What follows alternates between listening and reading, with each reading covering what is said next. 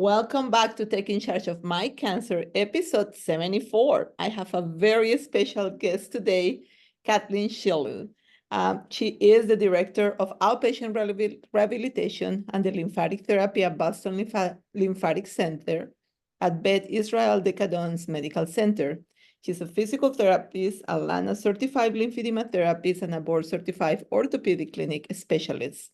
She graduated from Northeastern University with a PT degree and a doctorate in PT from MGH Institute of Health Professions.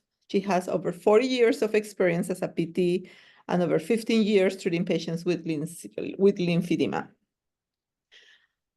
Kathy, thank you so much for being here with me today. I really appreciate it. It's my pleasure, Durley. I'm happy to be here. Excellent. So, Kathy, I met you over the phone.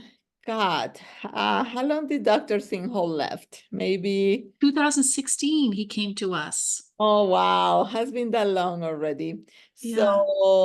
So I remember when he called me and he reached out and she's like, Durley, will you be willing to kind of like talk to Kathy about our lymph node transplant program and how like our, how do we kind of create it and maybe, train them a little bit for what we were doing here at UF that I need them to be able to implement there.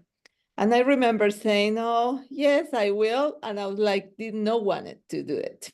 Because I was like, that was our baby, right? Like we work hard on creating this amazing lymph node transplant program here with him. And I just was like, man, I don't wanna chair him. I don't wanna teach anybody else. I want him to come back here. So it took me a little while until finally he was like, Durley, did you reach out to Kathy already? And I'm like, well, I guess I have to. And that's when I reached out for the first time. And you've been so amazing, just really for another different path, right? So we met that and you guys start this program. And kind of like I start some information that I learned here, just trying to develop the program. And now I'm the one reaching out to you to see how much you can teach me and what are you guys doing since we have not been able to replace him since he left. So we don't do a lymph node transplant programs here anymore. So now you are kind of my mentor on that. So yes, all world, right? Yes, it was so right. So nice to have him come on board. Years of treating patients with lymphedema and not finding a physician that was really interested in taking care of these patients. Really, as their primary job, and then to finally have somebody come on board, and that was going to be his primary role, is starting a lymphatic program. I was kind of overjoyed, and so grateful for you in helping us get started. And then along, we have such a great team here. He's put together such a great team, so I'll continue to learn from everybody on the team. Excellent. And then it's been nice to be able to touch base with you on a regular basis too. Yes. So for that, I'm grateful.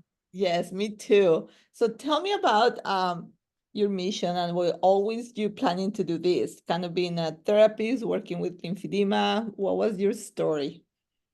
So no, I had no idea even what lymphedema was when I first started, as a physical therapist. I mean, I had heard of it, but really not much was known about lymphedema. So this is not where I expected myself to end up. My mission really is to treat all of my patients as I would hope that people would treat my family members. So I try to remember that every patient is a family member and their family wants the best for them. So trying to keep that in the back of my mind as I'm treating patients. So that kind of has guided me through my physical therapy career. And I just started off as a regular orthopedic physical therapist, and working in a hospital, an acute care hospital, and then an outpatient department, and seeing all orthopedic related problems that come as a result of being treated for cancer. So maybe about 20 years ago, my practice was mostly people who had cancer and they have all kinds of problems because of radiation. They're going through chemotherapy, they have surgery, and it causes a lot of problems with the shoulder, with scar tissue, and in the case of breast cancer. And in that group of patients, started to see more and more people with lymphedema. and thinking, wow, I really am not equipped to deal with this. I need to go improve my education and find out a little bit more about this. So then started taking more courses in lymphedema and then becoming a lymphedema therapist. And now that's the only thing that I do. The only patients I see are patients with lymphedema. So who would have known I would have ended up like this? I don't know, but this is where the path took me. And that's kind of what I advise physical therapy students when I see them. It's, don't leave any door closed, just kind of go where it takes you. And there's so many opportunities that you can kind of let the need guide you. And so that's what I did. I listened to what my patients needed, and it drove me right into lymphedema. Got you. How did you end up being the director? What kind of get you leading into being the director of the program now? Well, at the beginning, when I became the director of overseeing the outpatient physical therapy department, but I still, I had a wonderful boss that I report to, and I took the position with the understanding that I could continue treating patients. I said, I'm not going to be one of these people that just sits in an office all day. So I'll take the position if I can continue to see patients. So we have an arrangement with, other administrative support that I can do that and still see patients at least part-time. And so kept up treating patients with lymphedema when Dr. Single came on board and really wanted to start a lymphatic program, a multidisciplinary program dedicated to treatment of patients with lymphedema. That was kind of my niche. So I was already the director of the rehab program, and I kind of became the director of the lymphatic therapy program arm of the Boston Lymphatic Center.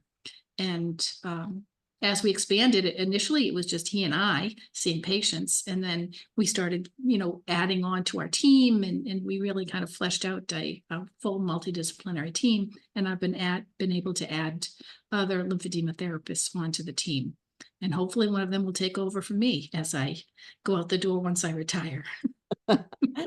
You want to tell us a little bit about what is the multidisciplinary team entitled, ideally for the audience that is hearing us or hearing us in regarding that have lymphedema? What will be the ideal for them when they're looking into treating their lymphedema from the surgical standpoint? Like, what will be the ideal team to be? So if you can just maybe tell me a little bit about what is all that multidisciplinary team entitled? Yeah, well, we have a lymphatic medicine department. It's really kind of three arms to the program. One is lymphatic medicine, one is lymphatic surgery, and one is lymphatic therapy. So our lymphatic medicine department is headed by Brett Carroll. He is a cardiologist by training, and he's our lymphatic medicine specialist. Because so many of the people that call us and make an appointment and come in, a good number of them actually don't have lymphedema, because there are so many other diseases and disorders that can cause swelling. And somebody might think they have lymphedema, but they really need somebody to kind of tease out all of the other medical issues. And so he works alongside a nurse practitioner, and really kind of, if the patient has lymphedema and then they need treatment, they get referred for lymphatic therapy. And that's kind of the first step. So we really need a good, strong lymphatic medicine component. So we have a physician and a nurse practitioner, and then we have imaging radiologists that do MRIs and lymphoscintigraphy. They use ultrasound, other various diagnostic imaging modalities to help guide, give the patient the diagnosis. And then our lymphatic surgeon, Dr. Single, also works with the nurse practitioner. And then we have several lymphatic therapists.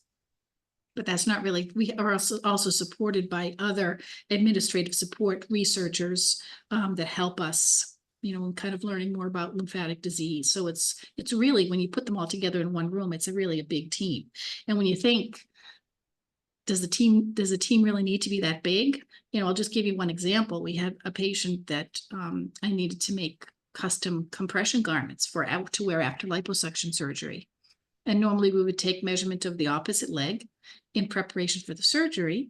And then when the patient comes out of surgery, they put that garment on. So we want both legs to be the same size, for example, or both arms to be the same size. We need the other non-operated arm that's what we measure to make the garment.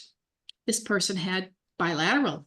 Both legs were involved with lymphedema. So I thought, how am I going to measure? There is no good leg to measure from. So I called the radiologist who did the MRI and I said, you got to help me out. Leo, tell me what size to make this garment.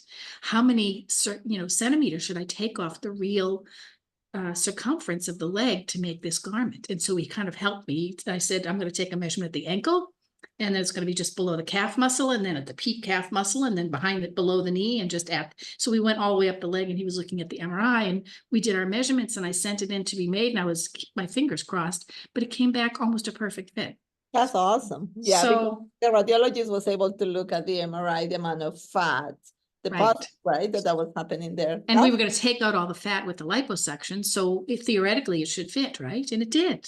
Now that was definitely a more intensive way to measure somebody for garments. It's preferable to actually take real measurements. But, that was one way that the radiologist was very helpful to me. And, I kind of learned through that whole process. So, we all are, the rest of the team members, I will have to say, are very generous with their time. So we learn from one another too.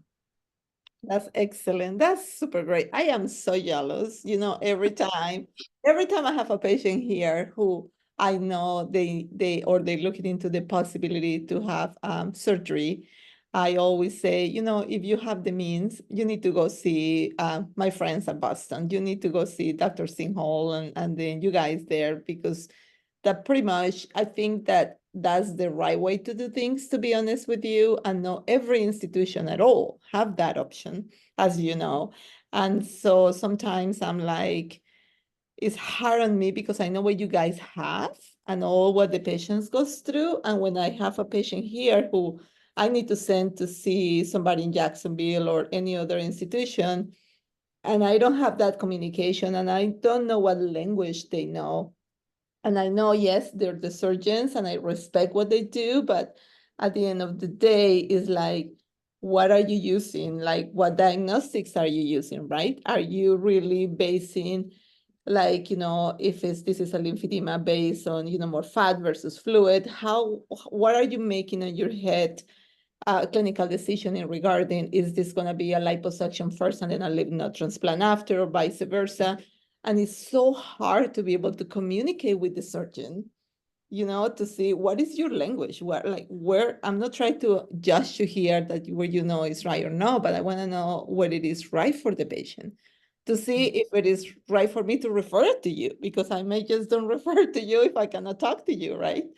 So it's hard. It's not easy to find. I mean, here we are, 8 years since he left, and we have not been able to replace him because nobody has that passion, or people just have no interest in really performing a lot of lymphatic surgeries. It's hard. It's not easy. Yeah. I think that it's starting to become a little bit easier in that the Lymphedema Education and Research Network is now giving out Centers of Excellence designations. And, you can kind of then get a picture of where the Centers of Excellence are and, at least have an idea, what kind of services are being provided. But it's even hard to find a lymphedema therapist. We spend a lot of time on the internet and on the phone looking for somebody because to send our patients to, because even though everybody can come to Boston, maybe for that first visit, after their surgery, they have to go back home. And we have to find then some place for them to go and see. We might be seeing somebody from, I don't know, in upstate New York, and I have to find somebody that lives near their town, or they're coming from way out of state, this coming from somewhere in California. I've got to find a lymphedema therapist that not only will is able to treat them, but really wants to treat them. I want somebody who's in it for the long haul, because this person has a lifelong disease. So they're going to need follow-up over a long period of time and everything that comes with that. Exactly. So they have to be invested. Yeah, but not only that, sometimes I see patients who come from other lymphedema therapists, and then it is just, I call it like the old school, right? So you can be a therapist who you can be a 40-year, senior therapist, that you're doing exact the same thing that you learned 40 years ago to do. And you're not really pursuing what is apt, like, look what's happening with Australia. And I will ask that question a little bit more, but that is totally changing my mind in how I treat my patients. For Right. little things like, how do I used to tape. Okay, let me just kind of like roll back a little bit on it. So we're doing from surgery, Dr. Spiegel is doing when she's gonna do LV bypass, so she's been doing, we don't have the ICG right at the time. I can do manual lymphatic drainage from them yet. That's how Australia is doing it. And I'm sure the very next institution in the USA who is gonna do it is gonna be you guys, but We do it. you're doing it already? Oh my God, I knew it. I knew it was gonna happen really soon. And I'm gonna pick your brain more on that. But what we're doing now is she's just taking the pictures because she's able to do it at the OR. So she's taking pictures at least and mapping them and put it on the media tab. So I know what drain pattern to have in the meantime until we're able to actually get something like that here. Because more and more, I mean, every one of them that she's been mapping have no lymph nodes no pathways on the lateral side of the arm. So I used to do for simple things like axillary cording, right? Anchor at the shoulder level and then just bring everything there. But now I'm like, I'm really doing the right thing here. Like if all these ICGs pictures that we're doing, none of them have anything on the lateral side of the shoulder. What is it that I'm continuing doing tape into that direction? So a lot of things is kind of start getting on my head to see, really questioning, are we doing the right thing here or not? So, Right. so let's talk a little bit about that. So tell me, you want to kind of maybe for the audience that is not too familiar with this new kind of like things that we're learning from Australia, what exactly they're doing and what are you guys doing? So we've always been, if somebody offers to have to host us, come and visit us, we're going to be on the plane and we're going to come and visit you. But we're also very open. If somebody wants to come and visit us and learn from us, then we will invite them to come too. So we had established a relationship with the ALERT program, and ALERT stands for the Australian Lymphedema Education and Research and Treatment Program at Macquarie University in Australia. And they have been, they're very similar to our program. They're multidisciplinary. We meet with them about quarterly. We just had a meeting with them last Thursday. We do a virtual meeting where we present various topics and cases and discuss back and forth. And so they hosted some of our staff. We sent a nurse practitioner, a lymphedema therapist, and one of our researchers over there to learn from them, and specifically to learn how to do the ICG, which is the indocythine green. Where you get the abbreviation ICG, guided MLD or manual lymphatic drainage.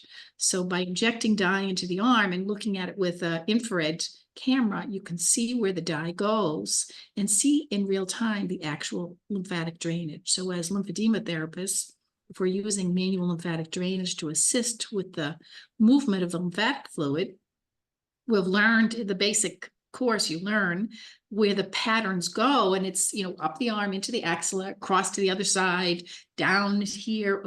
We learn what the patterns theoretically would be. But what they found from their studies, looking at many women, that the patterns aren't always, most of the patterns that we see or that we were doing with manual lymphatic drainage, that they don't actually happen in most women. So they were able to show us what they see most often for drainage patterns, and then how to use the information from that to kind of give a personalized map of the drainage pattern for each woman that comes in. And then we can teach somebody how to do manual lymphatic drainage geared to their anatomy and their physiology, where the drainage is actually happening, where it's getting stuck, where it needs a little bit of help. So coming back now, our nurse practitioner does the ICG. And the way that we don't do it exactly the same. In Australia, their lymphedema therapists do it. In the US, it's a little bit different, where you have our nurse practitioner do the injections and start to do the test where they use the infrared camera, and then our lymphedema therapist kind of overlaps by a half an hour. Because starts to do the manual lymphatic drainage while the nurse practitioner is actually doing the camera, so we can see what's happening with the lymphatic drainage, where the dye is going. And then the nurse practitioner is done, and the lymphedema therapist continues on and shows the patient how to do the manual lymphatic drainage the same way and draws a map for them. So they have instructions to go home. So it really is about a 2-hour visit. Maybe it's about a 2-hour visit. They overlap in the middle for 30 minutes. And then the patient has kind of that map to take home with them. So we use the ICG also before people go in to have surgery and have their lymph nodes removed. So there's a map. We know what their normal lymphatic drainage is in the arm before they have their lymph nodes removed, so that if anything happens down the road after surveillance and they start to have symptoms, we can really jump on top of manual lymphatic drainage using their drainage patterns. Have you guys doing anything yet? Like, do you repeat that? Like you do that before surgery, and have you been repeating that mapping after surgery with the lymph node transplants yet? Oh, so if somebody goes on and develops lymphedema and ends up having to need a lymph node transplant, we would repeat the test a year later. After they've had a lymph node transplant a year later. Okay. And we follow them for 4 years. So every year we repeat the workup. Yeah. Okay. But what we're seeing, I think, with the ICG done preoperatively and then following them on a surveillance program, we're seeing fewer and fewer people develop lymphedema, because at the time we're doing also preventative lymphovenous bypass. So as somebody's having their lymph nodes removed, our surgeon, Dr. Singhal, is going in to do a lymphovenous bypass at the same time that the lymph nodes are being removed. So that's going to reduce the patient's risk of developing lymphedema. And then we follow them for surveillance. We see them every 3 months for the first 2 years, and then we follow them every 6 months for another 2 years. So for 4 years, we're measuring them on a regular basis. We look at their bioimpedance, we look at volume, we ask them about their symptoms, and anybody who starts to show signs or symptoms of lymphedema, we start right away with treatment. So we don't see as many people going on to develop what I would call full-blown lymphedema because of that. Got you. When he does the lymph node transplant, where is he doing the LV bypasses at? Like right at the, let's pretend you have somebody with, axillary dissection, develop lymphedema. He's going to do a transplant at the whatever is, he's still doing whatever is the most backflow, or what is that? So I don't know that he's done any lymph node transplants on any of the patients who through surveillance have developed lymphedema, trying to think, because we're catching them early. I see. So if they would need treatment, we would start with conservative treatment first, and then if they still had symptoms, it wasn't improving, they would have a full surgical workup, and perhaps they might do a lymphovenous bypass initially.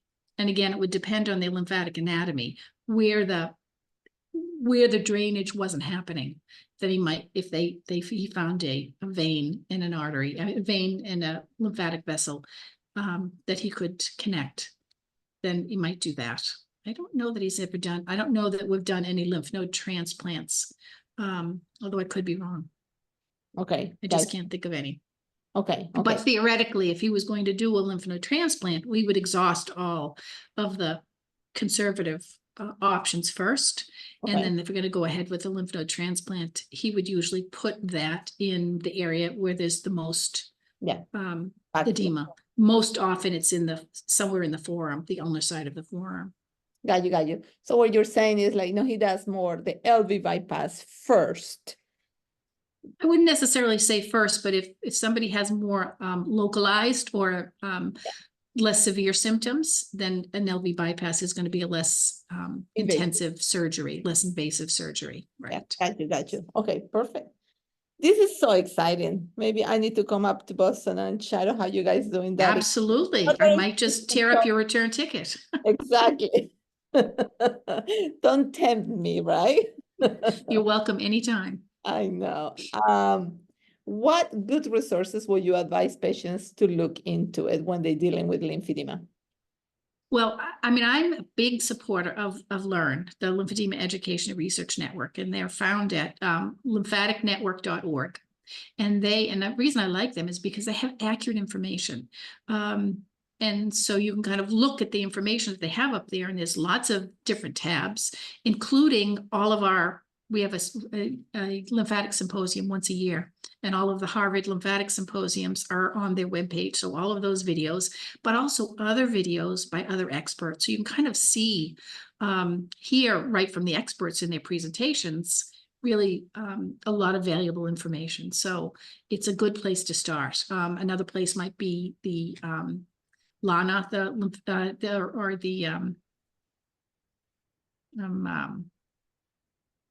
And NLN, NLN, the National Lymphedema Network. Yep. Yes. Yeah. Again, they have a lot of consensus papers, handouts, patient information sheets, and at least that I know that that's accurate information. One of our researchers actually just presented at our last symposium, and he looked at all of the information about lymphedema that was out on social media. And, I can't really call to mind all of the details that he gave us, but basically the bottom line was a lot of the lymphatic therapists, lymphedema therapists and physicians that were putting out information that was accurate. It was in places like on websites and on, maybe Facebook, but it was vastly outnumbered by the number of little bits of information out on TikTok and Instagram, which were not as accurate. So patients were putting together a lot of, kind of cute, fun looking videos. And they were not always the most accurate or the most relatable to most patients, generalizable to most patients. So what's true for one person is not necessarily true for somebody else. Yeah. But it was, probably 1,000 to 1. 1,000 patients are putting things out on TikTok, and the lymphedema therapist puts out one thing on a website that doesn't reach as many people. So the lesson I took from that is therapists need to learn TikTok. They need to get onto TikTok, and they need to start putting TikTok videos together and put them out there so that, and they have to be, we have to be more media savvy to get some information out there. And rather than sitting through an hour-long PowerPoint presentation, who really wants to do that? They really want to watch a TikTok video. So I think we have to learn some media savvy and put together some information, meet the patient where they are. They want to watch something, and it can't be longer than a minute or 3 minutes. So you have to do it fast, quick, and entertaining. So I think we have to start to be a little bit more entertaining. Yep. That's a very good point. And that has been happened to me as well, because as I'm kind of, developing this podcast, I'm always looking for people, of course, people on the medical field that I know, like you and Dr. Singhol and so forth, even Dr. Carroll, I interview him as well. But it is more as well, other people who is on the social media, who is a big part of support groups and things like that. So it's like the education keeps going and going and going. And it is right through medical education, right? It's not necessarily Dr. Google education, right? So, Correct, yeah. So what would be 3 valuable tips that you have that could benefit my audience? So I tell patients, if they're going through lymphedema, so people that have or are at risk for lymphedema, somebody's at risk for lymphedema, I would say follow through with your surveillance.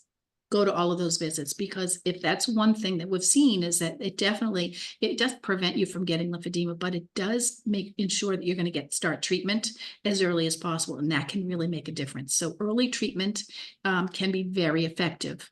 In fact, we were actually at a discussion with several lymphedema therapists in a setting at a conference, and we were just trying to think about how many patients that we've seen recently, or the lack of patients we've seen recently that had really severe lymphedema, kind of more end stage or stage 3 lymphedema. And that's becoming more and more rare. And to me, that's a good thing, because we're catching it so early. Yep. So often we can see somebody with a short course of treatment, give them a compression sleeve, and we see really good results. So, go through with your surveillance. The other thing I would say is ask for help.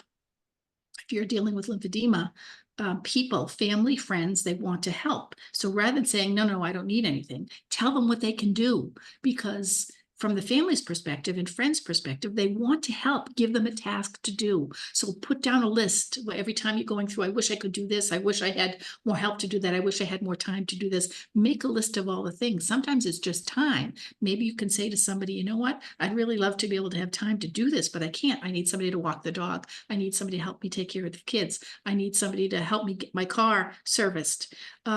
Give people tasks to do because they want to help. So ask for help. And then the other thing I think is thinking about what is quality of life. One of the things we really ask patients about is trying to figure out what their quality of life is, because we want to improve the quality of life. If I don't know what's important to somebody, I'm going to make incorrect assumptions about what kind of treatment they need. I need to know what's most important to somebody. And then somebody with lymphedema, if they're very engaged in social activities and maybe in the fashion world, and they're out and about, and they're very concerned with appearance, then maybe having to wear a compression sleeve is one of the biggest concerns they have. And so to improve their quality of life, we might find ways to make the compression sleeve less visible or less obtrusive, so that it doesn't limit their ability to fit into certain clothing. But then I've also had patients, I had one patient recently who got the most pleasure from cooking from her family. Her life was about cooking for the family. And she couldn't stand to wear the glove when she was cooking. So I said, we kind of redid her whole compression schedule so that she could be without the glove while she was cooking, because that was what was most important to her. And if it made the edema a little bit worse, that was fine. She's going to use a pump a little bit later and wear a compression garment at night to make up for that. But at least she was happy because she was able to. Yeah, that's really important.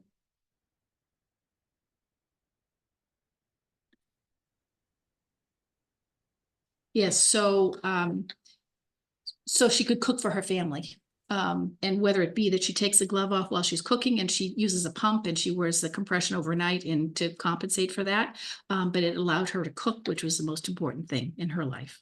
So I would really tell people, know what's important in your life. What is your quality of life? What gives you meaning to your life? And make sure you tell your healthcare providers, whatever you do, I need to be able to spend time with my family. Whatever you do, it's important for me to go back to work, or I have limited resources. I have to go back to work because my insurance won't cover me if I'm out of work for a certain period of time. What's the most important thing in your life right now that I can help you with in gearing your treatment? So know what gives you quality of life, I guess, and make sure everybody knows that that's the most important thing to you. And so that your healthcare providers don't just do lip service to improving the quality of your life, but they actually know what that means to you.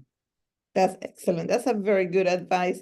Sometimes we focus so much into like, well, I need to do this MLD or this manual lymphatic drainage, and then I need to wrap you and I need to get you going because my next patient comes, and then I'll do all over again without thinking this is like a whole person and what are the goals and how we can really adjust for that to be happen. And yeah, you're right. Like, how happy I can be if I control a disease, but I cannot do the things I love to do, right? So I think this is very important. That was very good advice.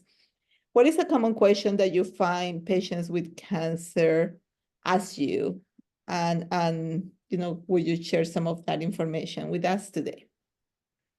I think that patients they always want to know, what can I do to help me prevent getting lymphedema?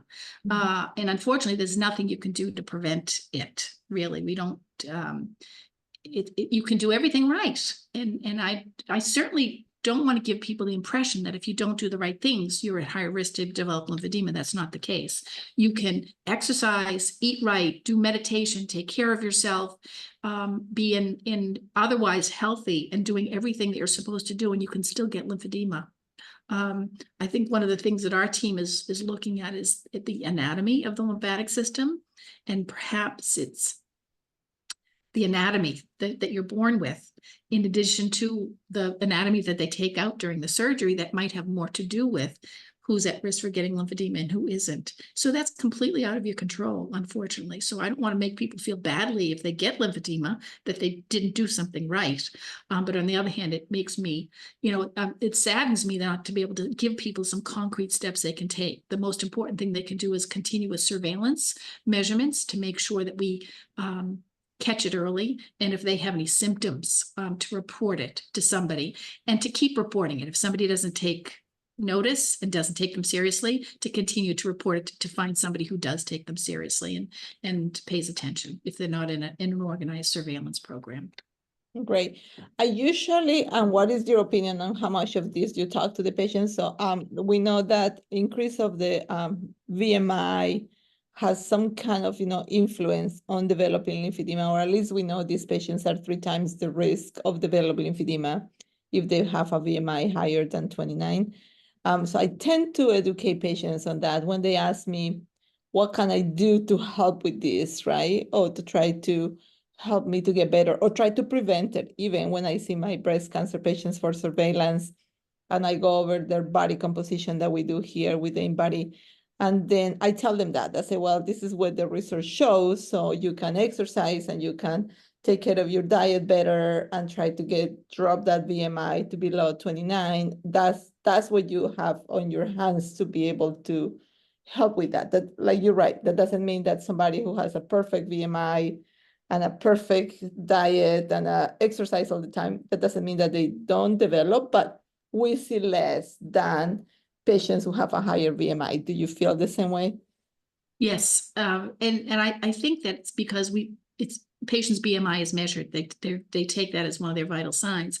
I really think that the answer might lie a little bit more in teasing out percentage of body fat and percentage of muscle.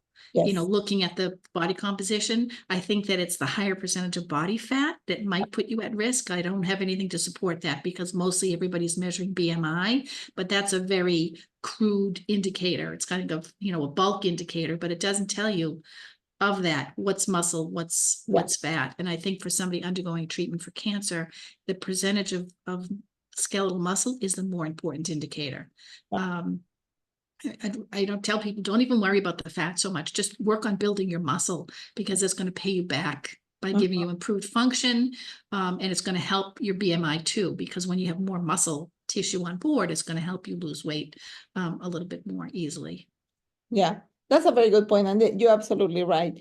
And do we go over like body composition with the patients and then talk about their amount of skeletal muscle mass, and mainly most of our breast cancer patients who had a hormone positive type of breast cancer, then we know that they're going to be in endocrine therapy, which is going to block that, which is going to create some issues with their bones. So that kind of as well where our education goes to. So it's not just a breast cancer surveillance program. It's not just about lymphedema, right? As we know, it's about just overall your health. How are you doing with this endocrine therapy? What kind of secondary effects are you having? Are you having any issues? Because we either throw you into menopause or you're already having menopause, and this is just making symptoms worse.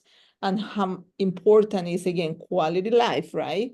If you're having all these symptoms, and it's not just about the hot flashes, it's about so many other things that can happen with menopause. So it's a full education. So for some of the audience out there that is listening to this, again, a surveillance program is not just doing measurements to check if you're developing lymphedema or no, but to really check on the whole patient and see, how are you doing? How are you doing with this? I have patients who they're miserable. I have joint pain all over the place. I cannot focus on my job anymore. I cannot sleep. I have terrible hot flashes. And then it's like, and they think they have to endure it because that's what the medical oncologist told them, for them to try to prevent not to have that breast cancer again. And I usually tell them, no, you don't have to endure that, right? Talk to your medical physician, talk to your medical oncologist and tell them that you are feeling terrible. And it is some other options out there that they can change it to. And if you start to get to the point that every single pill they try make you feel that way, then you're just going to have to see what is quality life versus the risk of breast cancer and what's going to make you feel better, and then make the right choices. But but really try to be your own advocate and don't feel afraid to talk to your physician and say, this is making me feel terrible. I'm not Right. doing this anymore, and there's nothing wrong with that, right? So as long you know what is the pros and the cons, but you making a decision based on your quality of life. So that's important. Right. Great. Any podcast recommendations? You know, podcast is new to me. I remember when podcasts first started years ago, I was listening to a bunch of them, and then I fell off the habit of doing that. And I used to listen to it in the car. And I got into audiobooks, listening to audiobooks. Well, now I'm taking the bus back and forth to work. So I don't listen to podcasts anymore, but you kind of made me go back through my podcast app and start looking at them once you invited me. And I thought, wow, you know what? Maybe I should be listening to podcasts on the bus, not the audiobooks so much. Yes, yes. Has been fun. Me too. I used to not listen to podcasts until I start kind of developing my own. And that has been just really throwing me to listen other podcasts and actually finding some really interesting people that then I'm kind of trying to ask them to be the guests on my own podcast. So it has been really fun. How can people find you? At the Boston Lymphatic Center. So it's at Beth Israel Deaconess Medical Center. I think you just Google Boston Lymphatic Center, or Beth Israel Deaconess Medical Center in Boston. Perfect. And I will write that down on the show notes so people can Okay. easy access to it. We do have a I mean, if you Google Boston Lymphatic Center, it'll bring up our web page as part of the Beth Israel Deaconess Medical Center. Excellent. How can the audience find a physical therapist that can help them during their cancer treatment? You say that, sometimes you spend a lot of time, looking for therapists out there. Is any particular websites, any particular resources that patients can utilize to try to find lymphedema therapists? I look at two resources that I probably use the most. One is the American Physical Therapy Association, apta.org, and it's a find a therapist, as an icon says find a therapist, and look for therapists that is certified in like oncology, and look for those specialists, because that's really what you want, a specialist. Or Learn. I would look at the Learn platform, and there's also another icon. It says how to find a therapist, and it gives you tips and several websites for you to look at, and you can find certified lymphedema therapists, and that's at least a starting place. And then if that fails, I would look around at any maybe teaching hospitals or big university hospitals, and they're more likely to have lymphedema therapists on site. So that would be where I would start. Okay. And then I have one last questions to wrap up. Have you noticed, since you guys been doing more the program with Dr. Singhal and the surveillance and everything that has been happening there, we used to do a lot of this full CDT, right? For the audience out there means like, comprehensive decongestive therapy, which imply manual lymphatic drainage and then just really bandages and wrapping. In these years, have you find yourself or you guys at the clinic doing a lot less than that and more compression, or what is your opinion on that? So I'll tell you, I think I already mentioned that we see fewer patients with lymphedema related to breast cancer because we're catching it early, so it doesn't require as comprehensive a treatment. We're still seeing it in other types of cancers, in the lower extremities, some types of cancers that cause lower extremity lymphedema, and we still see people with primary lymphedema that need like a whole course of CDT. So we certainly still do see that. I think maybe what we've learned from the ICG studies is that maybe the manual lymphatic drainage is not as helpful as we thought it was in general. And we try to be, if we use the ICG, we can be a little bit more specific with the drainage pattern.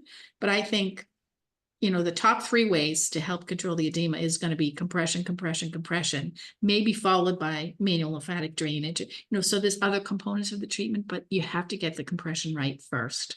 And I think really nothing beats a well-fitted compression garment to really manage lymphedema. Now, CDT, we might need to do treatment to get the limb down to the optimum size first, and that's when you use the bandaging in addition to the manual lymphatic drainage.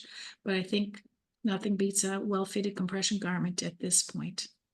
And how can you describe a well-fitted compression garment? So it's, the type of fabric that you use could vary, anywhere from a, ready to wear off the shelf thinner material or a custom made flat knit garment. So it really there's consideration of the type of weave of the garment, the strength of the material, its ability to resist stretch, and then how much compression is woven into it. Some people need lower levels, some people need higher levels. And then, is it for the whole arm? Is it for the whole arm and chest? Is it for just, from the wrist up to the elbow, or in the leg? Does it go all the way up to the waist, up to the knee?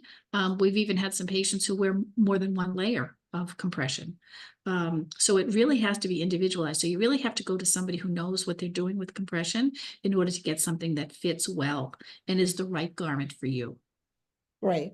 Oh my God, I can talk to you for hours. You know that, right? So that has been super helpful, so informative. It's always a pleasure talking to you, Kathy. I feel the same. Thank you so much for doing this with me tonight. My pleasure. Thank you. Okay, you have a great rest of your evening. Thank you, you too. Bye. Bye-bye.